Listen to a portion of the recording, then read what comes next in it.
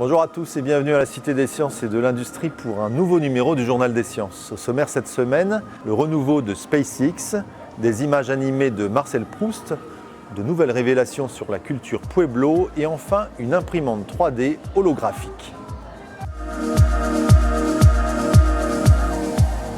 Après un échec cuisant à l'automne dernier, la société américaine SpaceX renoue avec le succès en envoyant en orbite une capsule Dragon qui à terme emportera des astronautes dans l'espace. En septembre 2016, une fusée Falcon 9 explosait sur le pas de tir de Cape Canaveral, détruisant par la même occasion un satellite de communication israélien de 200 millions de dollars. Cet épisode difficile pour la société privée SpaceX est peut-être en passe d'être oublié.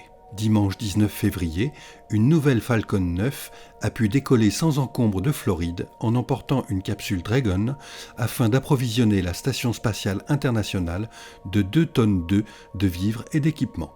Moins de 10 minutes après son envol, la capsule Dragon s'est détachée comme prévu du deuxième étage de la fusée pour se mettre en orbite autour de la Terre avant de rejoindre 3 jours plus tard l'ISS. Le premier étage du lanceur, quant à lui, est redescendu pour se poser en douceur sur le sol, non loin du centre spatial Kennedy. Cette manœuvre délicate, réussie pour la 7e fois, doit permettre de réduire drastiquement les coûts de mise en orbite. SpaceX ne compte pas cantonner Dragon au transport d'équipements. La société américaine développe une version capable de transporter des astronautes dans le cadre d'un contrat avec la NASA. Confiante, elle a affirmé vendredi dernier que le premier vol de son vaisseau habité aura lieu dès 2018.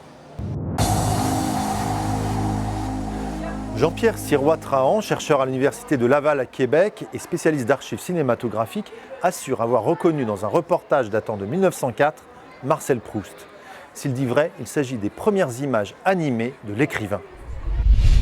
Le film a été pris en 1904 lors du mariage d'Hélène Gréful et d'Armand de Guiche, des amis de Marcel Proust. Le document dure 1 minute et il est entièrement consacré au cortège nuptial.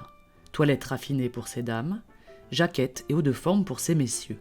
Parmi les invités qui descendent les marches, l'homme en pardessus gris et chapeau melon serait Marcel Proust, alors âgé de 33 ans. L'homme ressemble effectivement aux photographies connues de l'écrivain. Au-delà de cette ressemblance physique, le chercheur canadien annonce détenir des preuves de la présence de Marcel Proust à ce mariage. S'il est impossible d'être certain à 100% qu'il s'agit bien de l'écrivain, ce film est aussi un témoignage de l'univers qui lui a inspiré son œuvre. C'est en effet la comtesse Gréful, mère de la mariée, qui lui aurait inspiré le personnage d'Oriane de Guermantes dans « À la recherche du temps perdu ». Dans l'État du Nouveau-Mexique, aux États-Unis, le peuple Pueblo a laissé de nombreuses traces archéologiques. En s'intéressant à une crypte, les archéologues montrent que ce peuple était dirigé par une élite et que ce pouvoir se transmettait héréditairement par les femmes. Au Nouveau-Mexique, le canyon du Chaco abrite de nombreux vestiges de la culture Pueblo. Datées entre le 9e et le 13e siècle, ces constructions, érigées en arc de cercle, sont de gigantesques maisons à plusieurs étages pouvant contenir entre 50 et 650 pièces. À Pueblo Bonito, l'une de ces pièces, la chambre 33, est une crypte dans laquelle plusieurs corps ont été découverts. L'agencement des corps, ainsi que les bijoux et les poteries trouvées dans cette crypte, laissent penser qu'il s'agissait de personnes de pouvoir. Or, grâce au progrès de la génétique, des archéologues américains ont découvert que les 9 corps étudiés appartenaient à des générations différentes, mais que tous possédaient le même ADN mitochondrial. Comme cet ADN est uniquement transmis par la mère, cette découverte laisse penser que la culture Pueblo était une société matrilinéaire, c'est-à-dire que le pouvoir se transmettait par la lignée maternelle.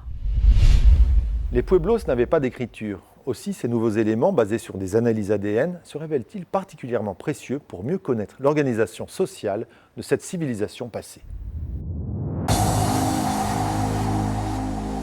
Les performances des imprimantes 3D ne cessent d'évoluer, gagnant à la fois en précision et en rapidité. Mais regardez plutôt cette nouvelle approche développée par une start-up américaine mettant en œuvre des hologrammes. 5 secondes, c'est le temps qu'il faut aux ingénieurs de la jeune société Dacry pour synthétiser un trombone. Mais comment font-ils ? L'une des techniques parfois employées dans les imprimantes 3D consiste à polymériser une résine à l'aide d'un laser. Cette approche permet d'obtenir des objets d'une grande précision, mais elle n'est pas forcément rapide, chaque couche étant gravée l'une après l'autre. Tout serait plus rapide si l'impression se faisait en une fois. C'est cet exploit que viennent de réaliser les ingénieurs américains. Spécialisés dans les technologies 3D, ils ont mis au point une puce de silicium capable de produire des hologrammes sans système optique complexe. En affichant un hologramme au sein de la résine, cette dernière se polymérise, formant en une seule étape l'objet désiré. La technique présente néanmoins plusieurs limites. En attendant d'améliorer la puce holographique, les objets doivent être peu épais. Mais surtout, cette solution est particulièrement gourmande en ressources informatiques, au point qu'il n'est pour l'instant possible de produire que des objets peu complexes. Voilà, ce journal est terminé. On se retrouve dans une semaine pour un nouveau tour d'horizon de l'actualité scientifique.